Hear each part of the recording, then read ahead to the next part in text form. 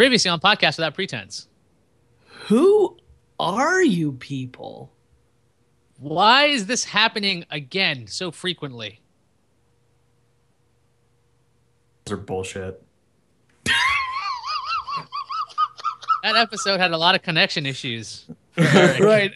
To the point where Eric was so upset that he just kept saying bullshit over and over. No context. It was the only clip that GFQ Network actually had ready looped. So they had kept it going over and over again. So if you guys don't know, gfqnetwork.com for the old episodes of PWP. Hey, this is Podcast Without Pretense. I'm Iyaz and Eric. I'm Jonathan Strickland. And I'm Eric Sandine. God Bullshit, damn it, Eric. you are. It's like you're on fucking barbiturates or something. Seriously? My connection's good. No, it's like, I'm Iyaz and Eric. I'm Jonathan Strickland. I'm Eric Sandine. It's a dramatic pause. It makes it feel like we have a fourth guest who just never says anything, and Eric's like, fine. Eric, So how are you doing, buddy? I've seen Iyaz recently, but I haven't seen you. That's true. I'm doing pretty good. How was CES? I think Iyaz and I had very different experiences. a little bit. Oh, except there is one similarity. I think Iyaz probably saw about as much of CES as I actually saw of CES, which is I don't know. Iyaz, did you ever get a chance to actually like kind of walk the floor at all? Yeah, I got to see South Hall, Central Hall. I got to see pretty much everything major I wanted to see. I didn't go to North Hall. The only thing I didn't get to see that I wanted to see based on timing was the Mercedes self-driving car, because that thing looked really cool in the live conference, live stream that is. But like the next day, it was going away to the Detroit Auto Show, which is happening right now. So they just took this one car. It's like, you got it on the floor for one day, and it's gone. So I didn't get a chance to see that. Well, I stand corrected. Iyaz got to see significantly more of the show than I did. I spent about half my time in Sharp's booth because I was shooting videos for them, 6 videos, and I did an interview with the Academy Award-winning cinematographer Wally Pfister, which was amazing. I'm really thankful for that opportunity. And the other half of the time, I was shooting forward-thinking episodes, but a lot of those tend to feature the more quirky technology, so not the stuff that you would typically see in the major halls where it's all the big mainstream consumer electronics, but the stuff in the Venetian at Sands Expo, that area where it's all startups and things like that. That's where I spent most of my time. So the only 3 major booths I made it out to were Intel, where I unsuccessfully tried to track down Veronica Belmont, the Sharp booth where I was shooting all the video, and then Oculus. I went to Oculus's booth for an episode of Forward Thinking, but I didn't get to see anything else. So those were the 3 major booths I went to, and I missed everything else because I was shooting the entire time. Eric, were you following along online? Well, I'm kind of forced to follow along every year. Like whenever I'm not at CES, I almost want to mute like half of the feeds, my RSS feeds, just because it's not I don't care enough to watch my RSS feed reader go from 600 a day to 1200 a day, all talking about the same thing. But I mean, I saw some cool stuff. Actually, I kind of like the wearables that came out. They seem to be getting cheaper and slightly more interesting. But, mainly because I'm just like a fan of like the Fitbit style device things. Sure. But I really like the wearables this year too, because I mean, obviously the wearables for fitness and health have reached kind of a maturity now. They've been tested enough and people have started to see what things are working that's becoming a really viable business is creating good wearables in that space. But it was also fun seeing some of the emerging wearables that were not in fitness and health, that were a little on the more oddball side, but it was kind of fun seeing them. You know that not all of them are going to pan out, but just seeing people kind of think outside of the realm of fitness for wearables was a lot of fun. Obviously, there were a lot of different headsets that had some kind of Google Glass-like ability, but I enjoyed some of the other ones I saw. I wish I had had a chance to see it while I was there. I only got to read about it. I missed Belty. Did you guys see that? I only Belty. read about Oh, it. was that was the auto adjusting belt? Yeah. Yes. Hmm. It was at CES Unveiled, and somehow I missed it. I was at Unveiled. Well, I know how I missed it. CES Unveiled is a fucking madhouse. Um, As you've attended that in the past, right? In the past, I have. I haven't Yeah. gone in, I think, like 2 years. But it's the same, I'd assume, from that long ago. Yeah, CES Unveiled, the good thing is that it gives you an opportunity to see some of the smaller exhibitors in a fairly concentrated environment. But the bad thing is it's open to the press, and it always seems to me like the press is just getting like there's a larger press presence every year. That might not always be the case. I heard that they were cracking down on some of the blogging stuff, but I wasn't, not that you could tell at that event. It was still packed. But they also have free food at CES Hmm. Unveiled. And I don't know, man. Like 99% of the press just turn into goddamn animals when free food is present. And and also they put the tables with the food in awkward places. Like it's a pretty big room that they tend to put CES Unveiled in, but the room has this one kind of alcove like area. It's almost like a hallway, but it's still inside the room. It's just kind of splits off to one side.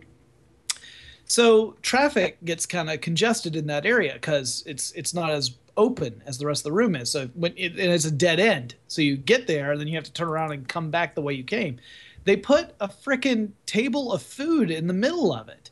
So not only is it hard to get down there, turn around and get back, but now there's also a table of food with tons of apparently starving press gathered around making if you're the kind of person who cannot stand to be caught behind slow walkers, CES will turn you into a fucking maniac. You will just lose your mind. I I mean, nearly isn't that anywhere with large crowds though? I mean, that's not just CES. That's just no being in a no convention center. but CES is particularly bad because there's so many things that could potentially catch your attention that Yeah. you just have gawkers just they're not looking for anything in particular. They're not on their way anywhere. They're literally just strolling through the hall and looking at everything their empty minds can perceive. And it doesn't matter if it's something that's actually interesting, if it's like that's why the booth babes thing worked so well because a lot of the people attending CES are sheep, and they if it's spectacle they'll look at it. Meanwhile, there are people who have deliverables who are like, seriously, could you just get the hell out of my way? I need to walk another mile to get to where I'm going. I might have some frustration pent up with this. People don't watch this show to listen to us bitch about CES and our actual jobs. What did you guys do for the? Did you guys have a Christmas Some of break, a them holiday might. break? And if then if they already do tune in for that, they've chosen to already listen to that part. Well, my Christmas break was spent preparing for CES. Let me talk more about that. So, I was preparing to deal with slow fucking people and having way too many deliverables. I was preparing for that. I have a list. I put together like a post-mortem list for all the shit that went wrong after CES. So like, okay, I got to fix this, fix that, fix that. So I never let this kind of travel back home thing happen. My break was quite relaxing. I got to sit around and kind of worked every day during my break, but like kind of my job. yeah. But otherwise, CES, I still don't dislike. I was hanging out with people and they were like, don't you fucking hate it here? I'm like, no, I actually quite like being on the floor. I like asking questions. I like finding out when stuff's going to show up. They're like, what year is this for you? I'm like, it's year 8 in a row. And they're like, what the hell's wrong with you? I'm like, I don't know. It's That's just the fun same. toys, man. I've done 8 years in a row, and I think it all depends upon the context of being there because this year was probably the most challenging year for me in the sense that I had a very heavy work schedule. I mean, doing 6 videos a day is tough. Six like setups, not like an interview and a quick rundown. I mean, there's a lot of context there. I'm usually covering multiple products that are within a single category, that kind of thing. But breaking down, setting up, shooting, doing multiple takes, it gets exhausting. That being said, it was an actual game plan. Whereas a few years ago, I'd be the only person going from how stuff works, and I wouldn't have a plan. I mean, essentially, they were sending me to scout for cool technology that we might be able to write articles about, and also to network with folks. That was my main purpose for being there. But that's not really any direction.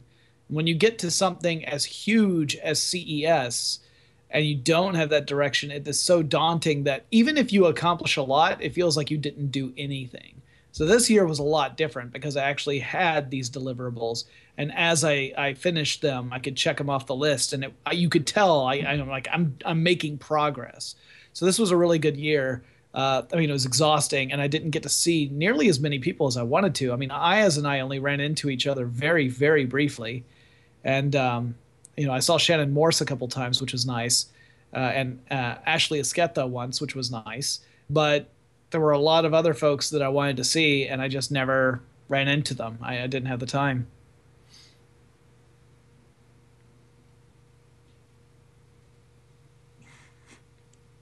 Wow, shocked silence. I just want to see how long we were going to keep that silence. Just because it was ridiculously long, I'm like, I can't break it. But you did. I thought maybe we had introduced Eric again. Bullshit. I'm good. So Eric, while we were doing all this ridiculous CES stuff, and yeah, like I said, there's no need to bitch about it. Yeah, what were you doing? What were you up to? Well, sure, we'll go with that. Yeah, there was Eric live tweeting the Golden Globes.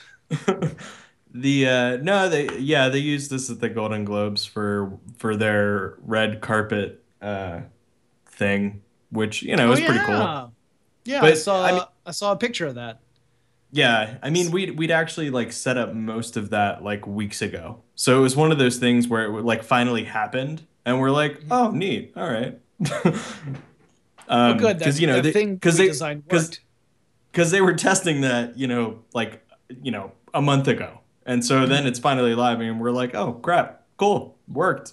Great. Wait, Eric, are you telling us that you knew who was going to win the Golden Globes for a full month? Dude, I knew every joke that was going to fail for a full month. So there I was, Tina Fey on one side, and Amy Poehler on the other side, and I'm like, all right, ladies, let's get another joke about North Korea. Come on. But all that shit happened while we were on our 1 month hiatus. Yeah. Well, that was fun. Anybody watch the interview? I haven't watched it. I heard it's a pile of garbage. No. I did. You did?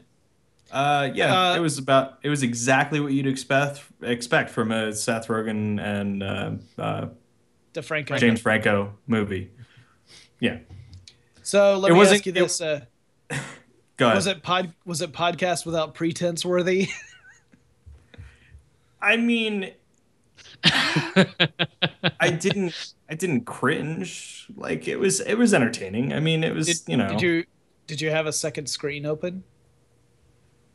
No, but I had like probably 6 people in the room. So because we actually watched it like. Well, that's gotta Christmas Day or Christmas. That's gotta make it a better experience, though, right? Well, exactly. Yeah. So there were a bunch of people around. We watched this crappy movie that it was fine. I mean.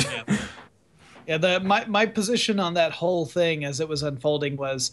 I don't plan on ever watching the interview, but I want that to be by choice and not have it forced upon me. Yeah.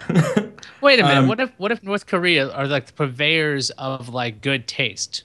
They're like, look, Seth Rogen and James Franco, you've put together enough shitty movies. Never mind the whole like the censorship aspect. Just like protecting the world from bullshit. Well, so here's what makes me laugh about that point of view, however, which is the fact that in some of the leaked emails, one of the things I remember coming up about the Sony emails was people complaining about Adam Sandler movies at Yeah. Sony. Yeah, that's Yeah, that true. was all the internal communications where Sony employees were saying, "I would like to see us come back and be a great media company and stop creating shitty Adam Sandler movies." Yeah. Now it's what is it? Amazon that's doing it now? Netflix. Who Netflix got has Adam Sandler Netflix? now. Netflix has Wait, They're Adam cursed. Sandler. Netflix is putting out Adam Sandler movies now? Yeah, Yeah, Oh. there's like it's like a contract of 4 films, something like that. with Happy Madison or whatever that production company is. So it's gonna suck. Right. But it's okay Yeah, because there's a lot more selection. It's not like you go into Netflix and they make you watch an Adam Sandler movie. That would That's suck. true. that You would go into a really theater, be you're gonna watch something. what they need to do is on April Fool's Day. They need to change the interface so that every choice is just an Adam Sandler movie. Like you literally cannot choose anything else but an Adam Sandler movie. Or it's a pre-roll. Netflix's first pre-roll of like the entirety of Waterboy. It's like, oh, you've chosen this very highbrow drama. Please you watch can this ad for the Waterboy. you can skip 30. in 1 hour 45 minutes. It's like, no, not really. You can hit right here. There you go. That'd be funny. That would, I well, hope that they watch this and they take our advice and you got that read? Netflix? That's a Netflix. yeah. at least maybe for one movie. They just do that. Like where I mean, there's like an when you Easter think egg, about so to it, speak. the majority of the films we pick when we watch our movies tend to be from Netflix. Not all the time, That's true. but they tend to be, which I guess is a segue. Because this into week this we week's didn't film. use Netflix. Eric, you picked No. this week's picture. That's true. What the hell did you pick? I had to go through the episode to remember why I picked this, which was because Vice had written a story about it, like a really quick little interview. About it Um, being the trippiest thing, Disney being tricked into making a really trippy movie. Is that what it was? yeah, movie about computers. Yeah. And so we watched Computers Are People 2. Two as in as well, not the sequel. Um, and yeah, it was it's 45 minutes of pure beautiful 1982 trippiness. It's um, truly bizarre. I mean, it's like the whole purpose of the documentary is kind of to familiarize people with the potential for computers and to kind of explain that computers are not necessarily human replacements, that they are tools to enhance people's abilities in doing everything from, art to other types of art. It was really focused on yeah, art. it was very much art. And the But it was, weird yeah. yeah, Let's go start. ahead. Okay, so did we have times for this one? Did you guys have times? Because Oh I can yeah. give you mine. Okay, Like what's the yours, problem Eric? was it was on YouTube, so I ended up making it about 20 minutes because I didn't open it on my Xbox, so I was like watching it on my I think he's going to say laptop. What do you think, laptop. Jonathan? You're right. You're right, Iyaz. He did The say sad part laptop. is my delay is only it's you guys aren't and it's coming back anyway. No, we heard you because we were waiting for you to finish. You said I was watching it on my, and then it paused, and Iyaz says, "I think he's gonna say laptop. What do you think?" And I said, I was about to say, and then it came back, and you went laptop, and I'm like, damn, you're right. Didn't even get a chance to guess something else. But all right. How far did you get, Iyaz? Well, because of our rules, we didn't even explain the rules of this thing. So we watch movies, and because we're so techie, we always have a second screen or distraction. We see how long we can make it before we break. We either say the movie's too shitty, I'm not continuing this, or you decide to look at your phone, you're just going to watch it that way. Your choice to finish the movie. I got to 3 minutes and 53 seconds when a Twitter notification showed up on my screen. And I was like, fuck, Oh. that counts. And I was like, and it was like somebody trying to say, hey, could you review this product? And I'm like, this is why I got to 353, but I got as far as about 20 something minutes when I realized this thing is so slowly acted and spoken that I turned the speed to like 2x. I said, fuck it, I'm just going to watch it quickly. So you And finished the entire it movie in turned 20 minutes. I was gonna say, then it turned into a regularly paced documentary. because everybody speaks like this, I think, That's in to make regular speed. it's to make it seem like when the computers are talking that they're speaking at a normal rate.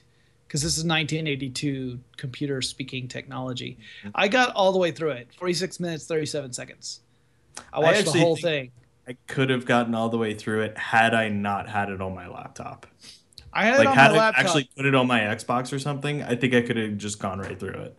I had it on my laptop, but I had the screen maximized for the video, and no other notifications could come through that way.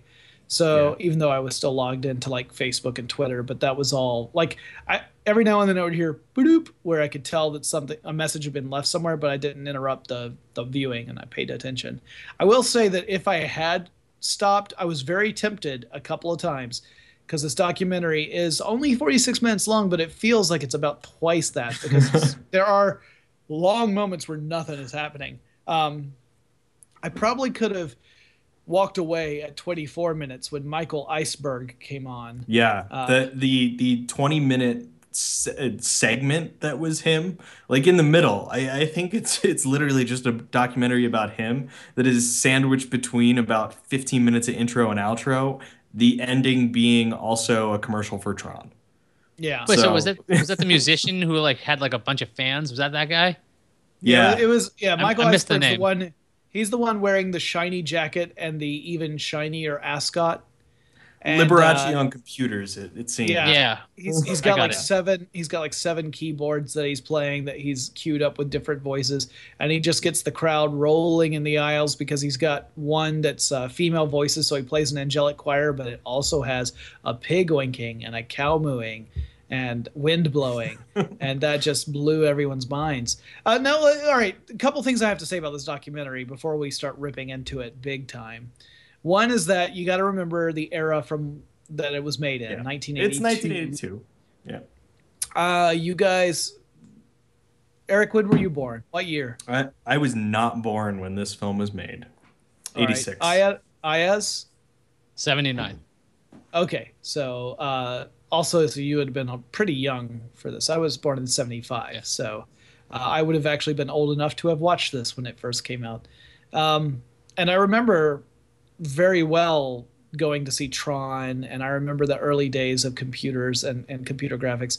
This was definitely, I mean, granted, personal computers have been around since the 70s, but it was only in the 80s when we started seeing it get into a mainstream consumer market as opposed to the hobbyists and the early adopters. So I totally understand the intent, and I understand that this was presenting information that really was new to a lot of people, and so they were trying to find the best way to explain it in very plain language without getting at all technical, which they certainly managed to avoid the technical part. My heart goes out to them because as I was watching this, I was like, this is like a very slow episode of forward thinking. Like it felt like the idea is to get across the one. It really Wait a is. It To is be a fair to really you, hard thing to explain. Yeah. but wait, I to be mean, fair to you, have you ever done a 46 minute episode? No, A no, really slow version. I mean, a slow version of forward thing would be like, I don't know, 7 minutes. 46 no. minutes and What I'm 37 seconds. saying You put though, it. is that the intent was to explain something, and to while explaining it, to manage to express enthusiasm for it and a yes. sense of wonder about it. Now, I don't say that it succeeded in that, but that was Okay. certain. It was certainly the intent. Like as I'm watching it, I'm like, I'm getting this. They're trying to express like, yes, there's this thing you've heard about it, you know about it. It's featured in films and science fiction. It's now starting to get into people's homes. And But so what's it all really about? It's just that I think they did a very slow and generally poor job of expressing it in a succinct way. the other kind of context-ish thing, did either of you guys read the quick little Vice interview about this?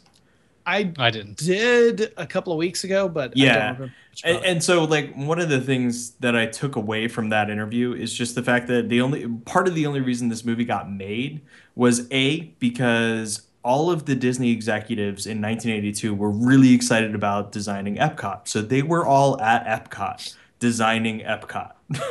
They were not worried about movies. They didn't care anymore. Like that year didn't really matter. But the younger Disney staff who was left back at the studios was really excited about the computers. So they pretty much just had free run to do this.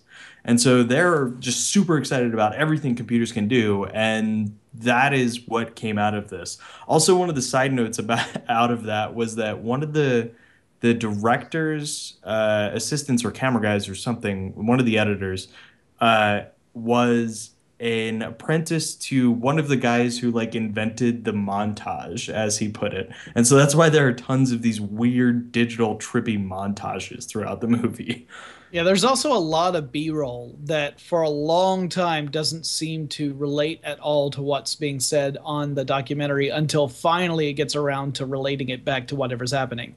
So, Right. for example, there's a bit where it cuts to a lake and there are kids playing by the lake. Oh And yeah, that took a for, solid 2 minutes to get to the lake. Yeah. for the life of me, I'm watching that part and I'm like, I don't get what's happening. Why are we looking at B-roll of kids playing by a lake? And then they said like the young people are making a big splash. I'm like, are you kidding me? Is this all for a fucking pun? I mean, don't get me wrong. I love awful puns and I will go a long way to make one, but I was just surprised and a little impressed that they would do The that most for a documentary. amazing pun ever.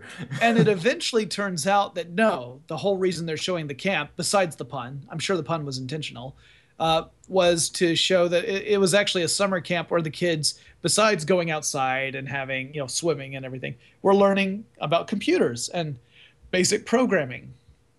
And Mhm. then they related it. One of the things I thought was fantastic about this was that when they showed the kids at this computer camp who were learning how to program, they had boys and girls. And there was never, I mean, they had one guy who just used the male pronoun when talking about a kid coming into the camp and leaving, learning more about computers. But the actual kids they showed, there was a mix of boys and girls. And I thought, this is fantastic. Back in 1982, they're showing that girls are just as capable as boys are in getting into this and understanding it and being able to work with computers.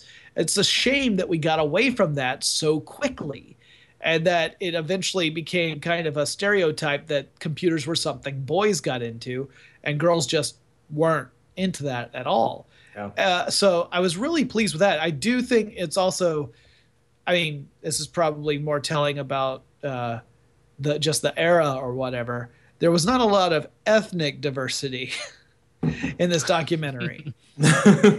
There were Well, there some was that musicians one, and artists. the Musicians musician and who's like artists. whose shirt Yeah. is like super open. He's had this deep V cut. The guy who decides to he was using a pen interface to interact with music and changing waveforms. Which I thought was pretty neat. I'm like, oh, that looks like a Surface ad waiting to happen. Quite honestly, like, oh look, we use the Yeah. pen. We'll bring up this wave because they seem to be. I think Gizmodo did an article about the only thing that people do in the Surface ads is they circle things. Yeah. That's all they do. There's never any other use for it. But there's so Yeah. much stylus usage in this video showing what you could do with a pen interface versus a touch interface. I thought that was kind of neat. But yeah, there was that one musician with the deep V cut, and he's talking about dog barks and all kinds of Oh, stuff with his keyboards. the keyboardist Yeah. guy. Yeah. Yeah, He I'm not even essentially- sure if that guy was actually a musician or just a computer scientist who knew how MIDI worked. He's what he was wasn't MIDI, but what it was it was clearly Eugene Belcher's inspiration. That's the character from Bob's Burgers who has his little Casio keyboard where he can record the sounds and play it back. The I mean, sampling. like he would have been a god to Eugene. But I have no idea how you guys watch this at regular speed because I'm watching these kids program, and now there's nothing wrong with programming, but I'm watching this in double speed, right? So like I'm seeing this really slow typing, like, and then like Beethoven plays, and I'm just like, wait a second. Yeah, there were a couple How times. long do they show this shot, this one shot of this kid doing this? Again, awesome that they did it, but like, a fade would have been nice, crossfade, because like it's been like 2 hours. It feels really long. Production quality is good, audio is good, but it's just kind of like, no, this shouldn't be 46 minutes. Yeah.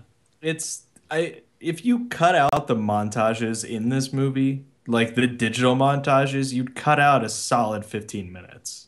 Well, Like especially the weird obscure digital montages. Well, yeah, they wanted to show how computers could help artists bring to life things like abstract art, and they showed all these different examples of it from different production companies and different computer animation companies. So there was a long stretch of examples of that, including some that were not abstract. Like they were showing, they introduced it as abstract, and then there's one point where you're going through a little virtual cityscape. But keep in mind, this is 1982, so there's no detail. It's all blocks of buildings and things. It's very basic shapes to make up the cityscape. And as that was happening, I was expecting the voiceover to come back on and say something about the fact that it's not just for abstract art, it's also for this kind of stuff. And I waited and waited, and there was no voiceover. And then eventually it went to a landscape where you see like digital style clouds. So they're just these flat polygon shapes floating over the sky. And you eventually realize, oh, wait, this looks like this is an early render of a scene from Tron. And sure enough, you see like the light beacon that is in Tron that represents a port to the outside. One of the interesting things I thought was they had the director of Tron on, and he was talking about, we're already all inside computers. And I thought, dude, if you thought we were inside computers then, and he made a good point. Like the first thing he cited was credit card numbers, wasn't it? Like that was the first thing off of his list. Was that Social Security and taxes and things like that, saying that we're all in all these databases. And of course, the same thing is true today, except now it's all interconnected. It's not just a siloed database. It's in a cloud. So that part, you're like, wow, this is actually kind of prescient. And while I love the idea of Tron, both Tron movies, I love the idea of both of them.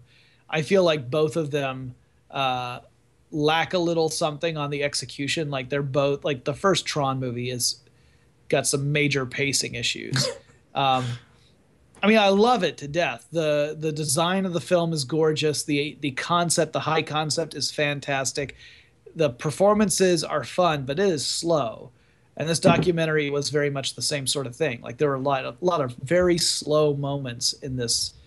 And I agree with you, Eric. If you cut some of these montages, if you cut some of the just long establishing things, it could have been a half-hour documentary, not a hour length with time cut in for commercials.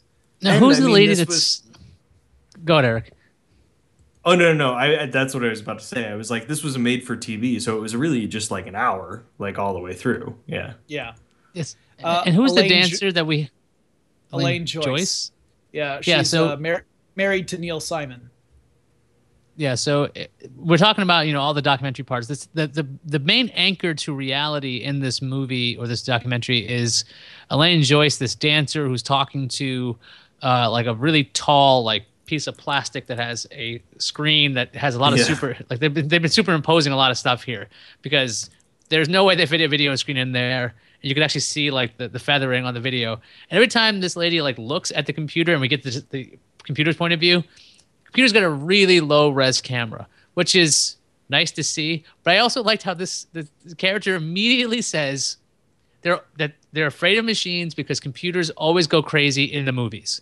So the same thing that was freaking out people in 82, still freaking out people now. Not exactly the same, like robots are going to kill us, but like that same thing of like, oh, fuck, these things will come out and eventually kill us. And the computer's like, no, it's fine. It's going to be fine. We don't do that. We don't have time for that. It was more about it's going to replace us. Not that it's going to kill us, but it's going to end up rendering what we do obsolete. And then what do we do after that? What was really interesting was that this was an artist perspective saying this, not not like an accountant or a Right. factory worker or anything like that, but an artist. And you think about it, you're like, when we get to the concepts of artificial intelligence, we're not really at a level where machines can create something with artistic expression. I mean, they can mimic it fairly well, but they can't actually create. So it's probably one of the safer areas of work as far as being replaced by a To machine, at explore. least. Yeah. Yeah, at least in the short term. I mean, we Well, and will get to a point where either the mimicry will be indistinguishable from the real thing, so who cares, right? It yeah. doesn't matter if it's really artistic expression if it's indistinguishable from the real thing. You could argue that it's different, but if you can't tell, then I don't see how that applies. But in the short term, I think we're pretty safe. I one of my favorite things early on in the film too was the when she asks, well, or she, I can't remember how she phrases the question, but it's something to the extent of, how do computers come up with the answers that they do, or something like that. It's a How do they really How do they think? odd think? question. Is that, was that it? Was it how do she they she think? asks she Hmm. asks how do computers think, as like she says a Right. lot of people, there are a lot of different people who have different answers, and then it goes through, and most of them are people like, wow, I don't even know how to answer that question. It's probably because computers don't think, which is one of the answers the guy Right. gives. In fact, Uh, the last answer in the group was, the guy says computers don't think, they compile information and then they present you with a And it was funny result. because when they showed that guy, I thought they were going to keep going with him, like Yeah. for a little bit longer, but no, they just kind of cut him off. Well, and And what's it's funny is not only do they cut him off, but they go back to her, and he gives a perfect answer. Like his answer's accurate. The machines are not yeah. thinking; they're compiling information. And then they cut him off, and it goes back to her. She says, "See, no one knows." And I'm like, "No, that Yeah. guy knew." It's because they all gave different answers that she was so confused. I did like the analysis of body movement that they used. It's like, oh yeah, there are apps now that will watch your golf swing. There are products you can use for that. So these, like, even back Yeah. then, like, I was relatively surprised at seeing like this is the most advanced computer animation we've ever seen, and it's like it's actually pretty good. You know, it looks like it's like I think it's of a Yeah. human being with a top hat, and they have some like motion capture, The early motion thing capture. I was like, I is, had no idea. Sorry. Jesus, as they show the goddamn fucking juggler 87 times in Yeah. 46 minutes, you would know that that's the one they're talking about. I I actually, there was a point, and it was at the 20-minute point or 25-minute point. It might have been after Iceberg had his, his amazing moment in the spotlight. But there was a point where they had just spent an inordinately long amount of time with the juggler because they talked about how it was a complicated animation, and that it required a lot of assets in order to do, which makes sense because it had all the different elements, the different objects. He was actually juggling in a true juggling pattern.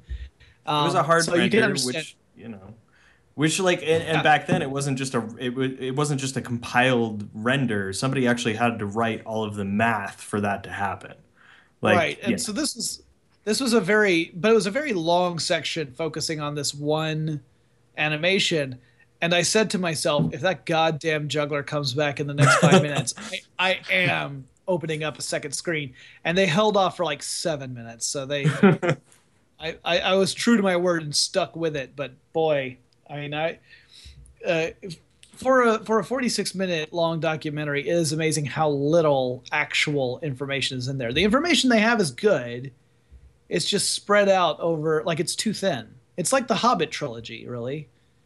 Oh no. We're not touching this one. Hey, I told you guys about my opinions about the Hobbit movies? Uh, yeah, that was the long lost 7-part Listeners, episode we if you'd have. like to go back and listen, Yeah, We I do have happen to yet to have wa- those I, episodes. I I don't still have them haven't watched. handy. I still haven't I'm watched sure I the could third probably one. dig them up. I still haven't seen the third one.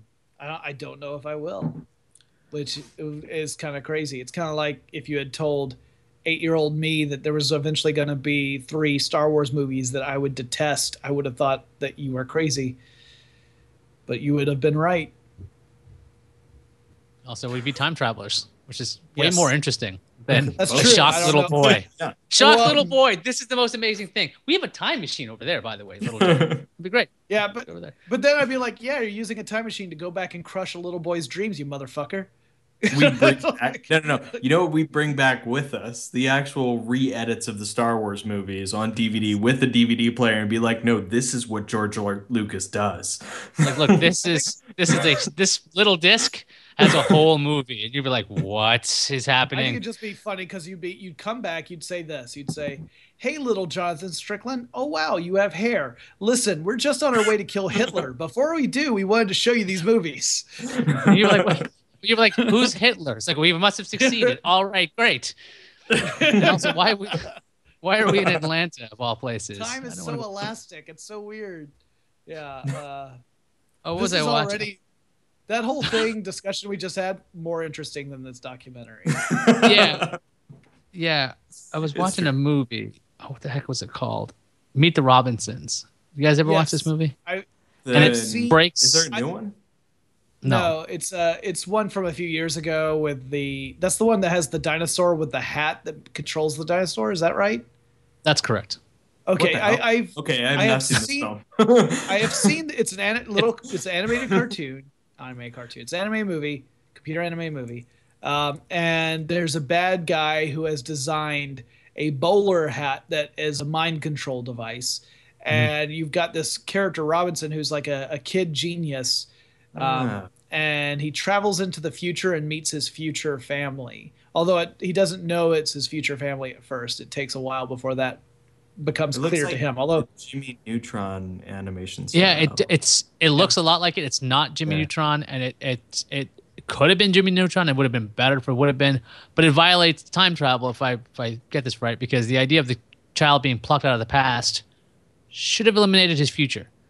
But that's what bothers me about Back to the Future 2. It bothered me about this movie. There's a whole lot of other things that bother me about this movie, but I'll tell you guys that much later. Yeah, that particular movie, I know I've seen the whole thing. I have no memory of it past the part.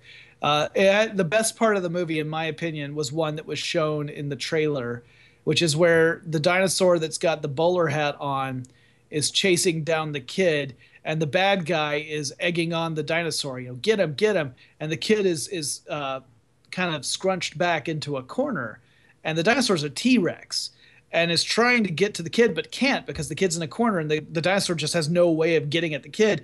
And the bad guy just keeps yelling at the dinosaur until finally the dinosaur is roaring, but you can make out what he's saying. And he says, "I've got this big head and tiny arms." Just saying, like, he had no way of getting at the kid. And that moment made me laugh out loud. And the rest of the film just didn't. And there's another moment where some other critter has got the hat on his head and essentially says the same thing. Which is, a little cute little callback. But I think the T-Rex says something like, "This is a poorly constructed plan," as well, which I thought was pretty hilarious because it's ill-suited for the pursuit. But it was interesting to say the least. So if you have any inkling on watching that movie, do yourself a favor, do what Jonathan said, watch the trailer, or just watch Jonathan's impression. Let him paint the word picture in your brain, and you'll have a beautiful image of the best scene of the movie. His T-Rex scene made me laugh, so I'm good. That moment is genuinely cute and entertaining. But yeah, the rest of the film is not memorable at all. Like, I don't remember thinking it was bad. I just remember thinking it was totally unremarkable. So, speaking of unremarkable, whose turn is it to pick a movie? Well, before I pick a movie, I guess actually it's your turn, Iyaz, because I think finally it's gotten back. Oh, no. I think your Are we back? Are we skips not up. skipping anyone? No, we're not skipping me anymore. I think we're finally done with all the skipping. At this point, I want to apologize for my lighting. Over the break, I got some new lights. They were cheap. They were the Hue Luxes, so they're like these cool little dimmable LEDs, except we put them in the lamps that light me, so that sucks. So next week, I'm going to have that fixed, but I'm not using those lights. But it's been a busy couple of days. I'm still getting over the whole CES thing. I finally got a good night's sleep last night.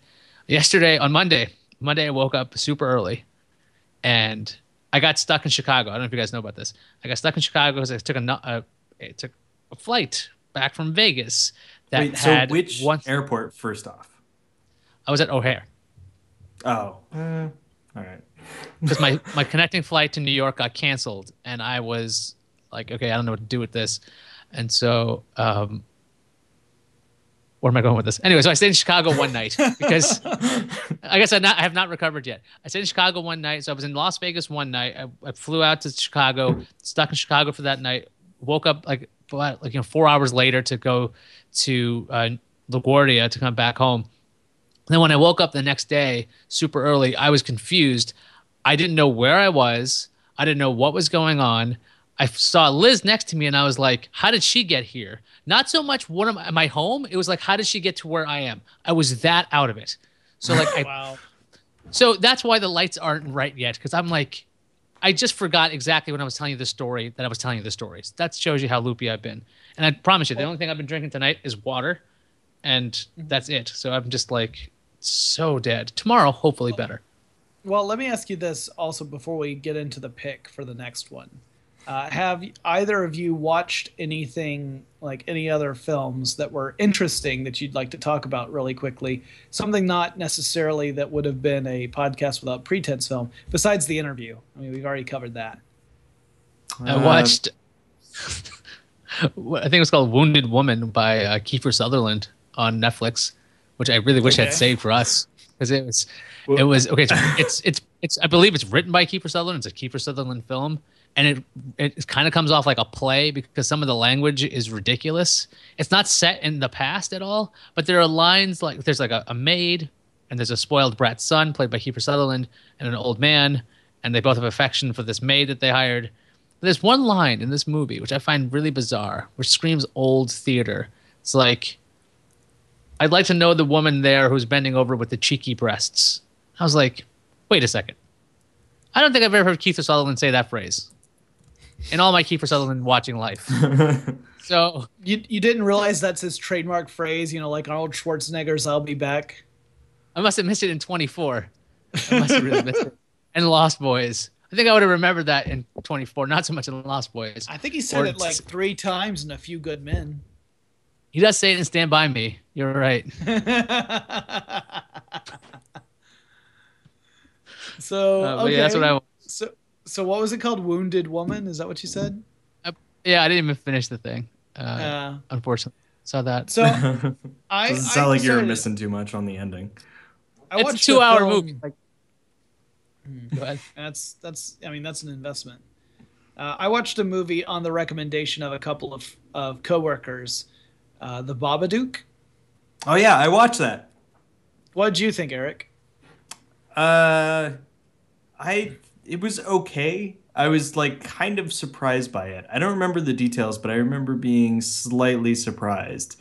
Like around like halfway through, everything was predictable, and then it kind of changed a little bit, and I was like, no, all right. I thought I was mostly encouraged by the idea of the same company making other movies because I felt like this was a decent effort. It got really, really super high reviews, and I remember thinking that it wasn't worth like that high. That's like, how I felt too. Yeah, because it got a 97 on Rotten Tomatoes. Because I just looked this up when you asked that question, and I thought it was all right, but 97 is way too high. I had very high expectations based upon my coworkers' responses to the movie, and they talked about how creepy it was and scary. I was never scared in the film. I thought it was a little creepy. I don't think if you haven't seen the movie, it's not a really good idea to look into it. Don't read reviews. Don't read a description of what the film is about, because a lot of the movie's power comes from the discovery as you watch it. So and the simple fact that I think part of it was the fact that I knew that it got great reviews. Going into it killed a lot of it for me. Yeah, it's kind of like I mean, it's for me, that's the way it is with a lot of movies where I just get this expectation, this unrealistic expectation based upon great word of mouth, and then I get disappointed if it doesn't live up to the unfair expectation I have perhaps placed upon the film. Maybe if I had heard nothing about it, I would have enjoyed it more. It's impossible to say, but I will say this. The Babadook, the Babadook itself is a monster in a children's book. And the monster design is great. I love it. It's very simple. It's a very, but it's totally the sort of thing that you could easily imagine. Yes, this is something that would terrify a child, and particularly something that you could easily imagine seeing out of the corner of your eye, just because it's a very simple set of shapes in a way, and it's the kind of thing where you could imagine Yeah. like something casting a shadow, like clothes draped on a chair could cast a shadow that looks Right. like this, and it would be terrifying to you It's as a just like kid. a large like central body with jagged edges, Yeah, as the hands and something like that. Like it's a really simple, yeah, but great effective. design. Yeah, yeah, Yeah. very much so. And the way that that they introduce the monster is in the book, like the book with the monster in it is really clever as well. Hmm. So I think considering that it was a movie that was at least partially funded by a Kickstarter, is it's actually really impressive what they were able to Was it? accomplish. Yeah, I well, didn't know that part. That makes it a in the little bit more credits, impressive. as I was watching the credits at the very end, they said we want to thank our Kickstarter backers, and I was like, holy crap! So Huh. if this is a Kickstarter project, then that really is impressive, especially when you look Yeah. at all the goddamn Kickstarter projects that never amount to anything, you know. So I recommend seeing it. Check your expectations. I rented it on Xbox. I think I used the Xbox video to rent it and watched it that way. But yeah, if you check your expectations, I think you can enjoy it. It's just don't go in Yeah. expecting it to be the best horror movie of the decade. I think that was our problem when we watched it is I was expecting a lot more Mhm. and nothing got me there. Like I've seen Yeah, better horror movies in the past 2 years that like at least, like not maybe not even scared me, but like got me to the point where I'm like, okay, that was intense. yeah. I think like I compare it to stuff like think of it sort of like The Sixth Sense, in that that had some very creepy moments in it, but was not specifically intended to scare you. This movie is meant to scare you, but Yeah. it didn't scare me. I think of it like I think The Ring, both versions, the original and the American remake. Actually, I should say more than both versions. There are a ton of versions of The Ring, but the original and the American remake, both I thought were more effective at being scary, but they also had, you know, one had a lot more experience and the other had experience and a shit ton of money. So Yeah. keeping that in mind, like the fact that they were able to do this on such limited resources and tell an interesting story, and despite the fact that not all the characters are not completely likable, particularly the little boy, he is not terribly likable. You do care about what happens to them, so that also it makes it Yeah. different from a lot of horror movies. So Okay, I've Ayaz, been you should check it researching. out. I will Don't check read it up out. on it. No, I'm researching picks for today's or pick, not Oh, not excellent. that movie. Okay, so I'm going to do something which I've done before because I don't trust my judgment. I'm going to give you guys choices. We're going to vote. Oh, I see. Okay. You're going to absolve yourself of Yeah. responsibility by Oh no, putting wait a it second. on us. We're still picking one of the three. So Okay. I'm making some fucked up choices by picking these three. So don't give me Okay. so much absolution. So the first choice is Scorpion King 4, which just showed up on Netflix. Holy shit! Uh, There are four Is that Scorpion King movies. y- there you go. That's one reason. Okay. I knew That's the there. one I knew option. there were. I knew there were two, but four. There is Welcome to the Jungle, starring Adam Brody and John Claude Van Damme, which is when office colleagues are sent to a team building exercise in the wilderness, their corporate adventure goes awry as they find themselves stranded. That's number Oh two. my God, that sounds amazing. And number three is Fireproof, starring Kirk Cameron. So I almost watched Fireproof because I thought Wait, it was the movie a couple weeks ago. is that the firefighter one? The one that we made fun of and then felt badly about later? No, No, no, no, no, no, no. that was a That different one. wasn't Okay. That Fireproof. was not Fireproof. Fireproof is not a true story. Okay. A dedicated firefighter's marriage is about to end in divorce, but just when hope seems to be running out, his Christian father intervenes. I want to warn you guys. This movie is the longest of the three. This is 1 hour It's and like 58 minutes. Yeah, it's like 2 hours. Scorpion King is 144, and Welcome to the Jungle is 134. So, Welcome to the Jungle, Scorpion King 4, or Fireproof, starring Kirk Cameron. I gotta go. I gotta go with Scorpion King 4 because let's just take a moment and look at some of the people that are in this movie. You've got Barry Bostwick, aka Brad from Rocky Horror Picture Show. You got Rutger Hauer, fucking Wow. Rutger Hauer. Really? Michael Bean, Emmett Walsh, UFC superstar Hoist Gracie, Eve Torres. Lou Ferrigno. Lou Ferrigno is on the center of the cover. Yeah, and if you look at the cast list, he's way the fuck down there, so he's probably not in it for very long. Don the Dragon Wilson is in it. Yeah, I gotta go with Scorpion King 4. This cast is pretty amazing. Eric, your vote? I'll go with it. I honestly don't want to watch another Kirk Cameron movie until we can get a Christmas film. So I can't fault you for that logic because I also was deeply, deeply disappointed when we discovered there was no way for us to get that Christmas movie. Yeah. So Scorpion King 4 for next week. That's what we'll be watching. Again, we're going to try to watch it without going to a second screen. I'm going to watch it on my television. No pop-up notifications. I think I could get through this. We used to do predictions on times. I think I can get through 45 minutes before I get to a second screen. Jonathan? Wow. Okay, well, if I want to be honest, if I want to say how long will I do this before I feel like I've suffered enough, I'm going to go closer to my average, which is somewhere around 24 minutes. Eric? Yeah, I would probably go with like maybe 30 minutes on this. I mean, the problem is it's a crappy action movie, so I might be able to just make it all the way through. But yeah, that is true.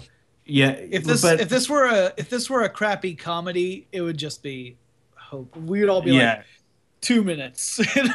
Crappy action I can deal with. So actually, yeah, I'll say 45 minutes. That sounds fair. 45. Okay, we'll see who survives. And there's never any winners in this. Only just 3 losers who talk about it at the end of the day.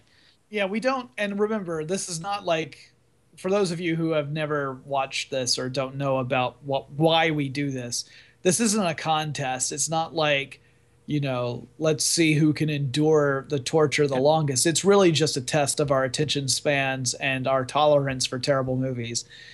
So there's one of us actresses in these films who might or be listening later. Yeah, we've had that happen a few times, which is weird. I don't think that our audience is large enough for us to merit that kind of attention. It's well, I can't wait.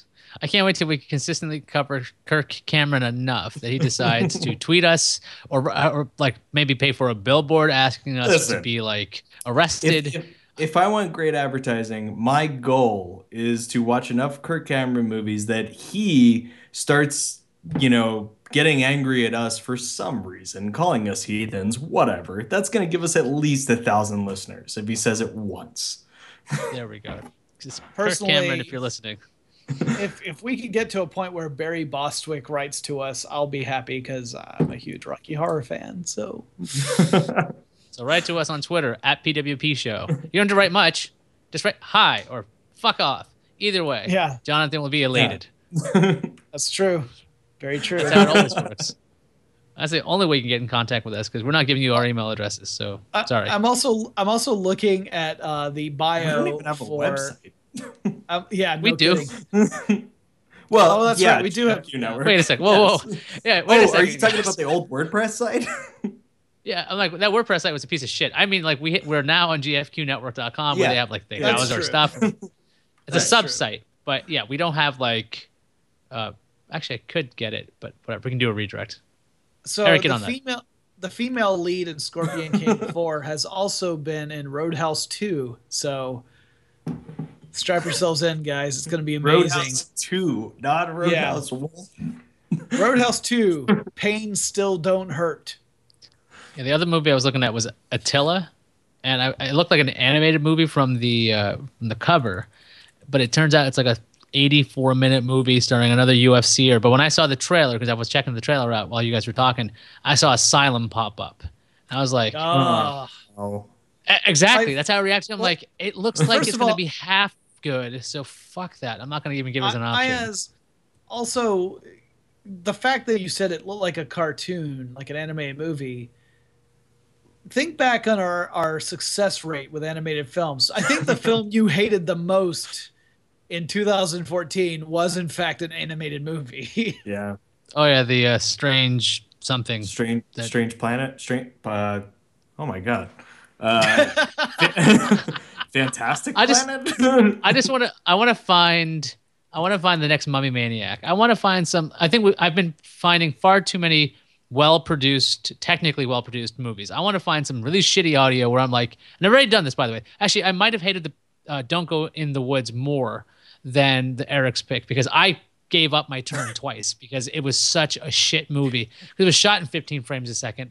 Motherfucker, making me sick on a 55-inch screen. You I know hate the you guys sad for that. part is if that film was shot in a standard, 24 to 30 frames per second, it would have been okay.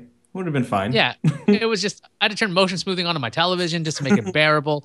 So It was still far too pretentious. It would have been pretentious Yeah. without also being sickening. I would like the quality to go down. That's what I'm gunning for. I want to see another Legend of Thunderstrike. I want to see another like why let's put up curtains over here. Good Curtains. lord, That's I want a to see set. another. I want to see another Legend of Thunderstrike too, man. Well, that was granted, that was. this is our first episode of the year, so we have plenty more. Theoretically, we do these every week. That's not true. Don't believe that.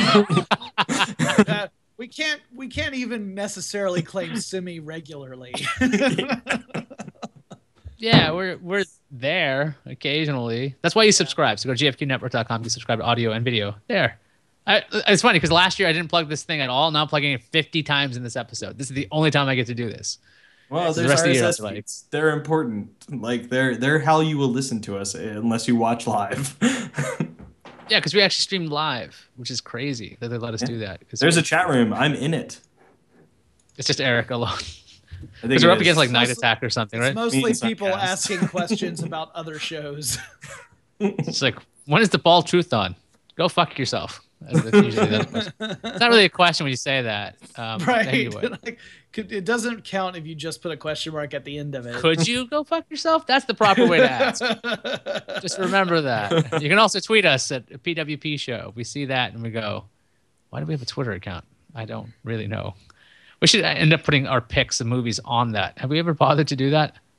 We have No. once or twice. Yeah, Once or twice no, we've yeah, I've mentioned- pushed them out a couple times. Like I have Yeah. to.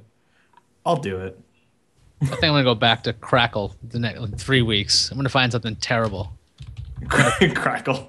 That's the new thing. No longer Netflix. Crackle. That's Because Sony's not only free are service. we gonna watch crappy movies, we're gonna watch them with commercials. You're damn right you are.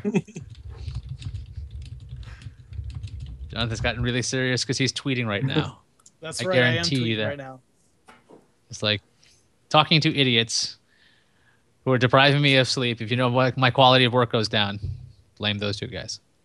Yeah, It's a long tweet. I don't know how you fit that all in there. My quality of work is so high that when it goes down, it just hits mortal levels. That's all. So now that Jonathan's head, his ego's exploded all over the desk, I think it's time we look into the future. Next week on Podcast Without Pretense. You're right. I could go fuck myself. Okay, I said I was going to fix the lighting. Is that better? That's better, right? I mean, he was definitely more positive about himself, but walking around with the halo just seems weird at this point.